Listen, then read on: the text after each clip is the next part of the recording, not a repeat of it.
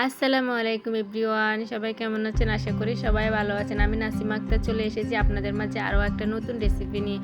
আজকে আমি আমড়া ভর্তা বানাবো। কিভাবে বানাবো তা গ্রাম বাংলার ভর্তা কিভাবে বানানো হয় তা আপনাদের মাঝে শেয়ার করব। গ্রাম বাংলার ঐতিহ্যবাহী আমড়া ভর্তা অনেক মজা, তাই আপনাদের মাঝে আমি শেয়ার করতে চলে এসেছি। প্রথমে আমি কিছু আমড়া এখানে নিয়ে নিলাম, পানিতে ভালো করে ধুয়ে পরিষ্কার করে নিলাম যাতে কোনো ময়লা না থাকে, তার জন্য দেখেন আমি কিভাবে আমড়াগুলো ভালো করে ধুয়ে নিতেছি। তারপর এগুলা কাটবো।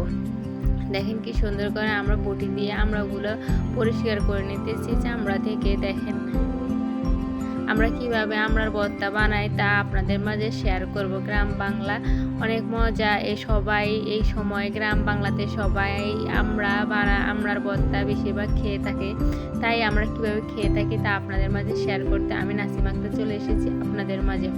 প্রথমে আমি আমড়াগুলো দেখেন আমরা কত সুন্দর করে আমরা পরিষ্কার করে নিলাম। এরকম করে আমরা সবগুলো আমরা পরিষ্কার করে নিয়ে বানাবো। আমড়ার সাথে জাম্বুরা দিলে অনেক মজা হয়, তাই আমি একটা জাম্বুরা কেটে পরিষ্কার করে নিলাম। দেখেন জাম্বুরাটা অনেক বড়, অনেক তাজা গাছ থেকে নেওয়া হয়েছে জাম্বুরাটা, তাই এখানে আমড়ার সাথে ভর্তা বানানো হবে এই জাম্বুরা দিয়ে। দেখেন আমড়াগুলো আমরা এইভাবে পরিষ্কার করে আবার পানি দিয়ে ভালো করে ধুয়ে নিতে হবে এবং ভালো করে ধুয়ে লাশাটা ছাড়তে হবে আমড়াগুলোর, যাতে লাশাটা না থাকে আমড়ার মধ্যে, তার জন্য ভালো করে আমি ধুয়ে পরিষ্কার করে নিতেছি। দেখেন আমার পরিষ্কার করা হয়ে গেল। এখন আমি একটা ভলে সবগুলো নিয়ে নিলাম। এখন একটা মেশিন দিয়ে আমরাকে কেটে নেব। দেখেন আমি কিভাবে মেশিন দিয়ে আমরাগুলো করে নিতেছি ছোট ছোট আকারে। দেখেন এরকম করে নিলে আর খেতে অনেক মজা হয়। দেখেন আমি এরকম করে সবগুলোকে মেশিন দিয়ে কুচিয়ে নিব। দেখেন এইভাবে আমরা কুচিয়ে নিই সবসময়। এরকম আমরা সিজন আসলে আমরা এইভাবেই খেয়ে থাকি।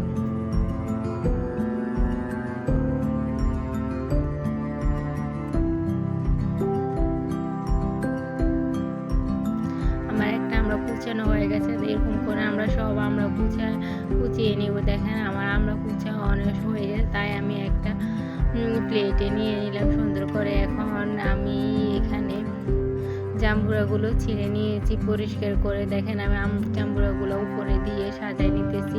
এরকম করে সবগুলো দিয়ে ভর্তা বানালে অনেক মজা হয়। আমড়ার ভর্তা এইভাবে আপনারা যদি কখনো খেয়ে থাকেন তাহলে অবশ্যই কমেন্ট বক্সে জানাবেন। আর যদি না খেয়ে থাকেন তাহলে অবশ্যই আমার ভিডিওটা দেখে পরে একবার খাবেন, কেমন হয় কেমন খেতে লাগে তা আপনারা আমাকে জানাবেন।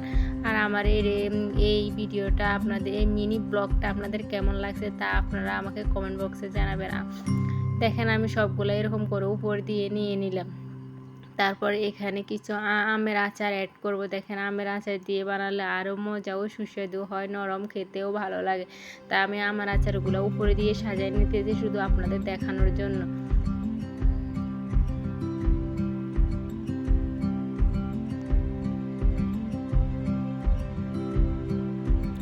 আবার কিছু ভর্তাগুলো শুকনো মরিচ দিয়ে বানানো হবে, তাই আমি কিছু শুকনো মরিচও পুড়ে নিলাম। দেখেন আমি দেখাবো আপনাদেরকে শুকনো মরিচ দিয়ে বানালে অনেক মজা হয়, তার জন্য ঝালের জন্য শুকনো মরিচ দেওয়া হলো 4-5টা আমি ভেজে নিয়েছি। এখন শুকনো মরিচগুলো দিয়ে এখন এখানে সবগুলা মাখাই নেব।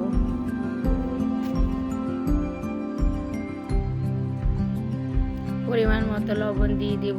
চুয়ার মধ্যে একটু বেশি লবণ দিতে হয়, কারণ অনেক চুয়া তো আমরা, তার জন্য বেশি পরিমাণ লবণ দেওয়া যাবে না, মিডিয়াম মতো লবণ দিয়ে মাখাই নিতে হবে। দেখেন আমি কিভাবে মাখাই নিতেছি তা আপনাদের মাঝে দেখাইতেছি, শেয়ার করতেছি। মরিচগুলো আবার ভাঙা হয়ে গেলে এখন ভালো করে সবগুলা মাখাই নিবে এমন করে। দেখেন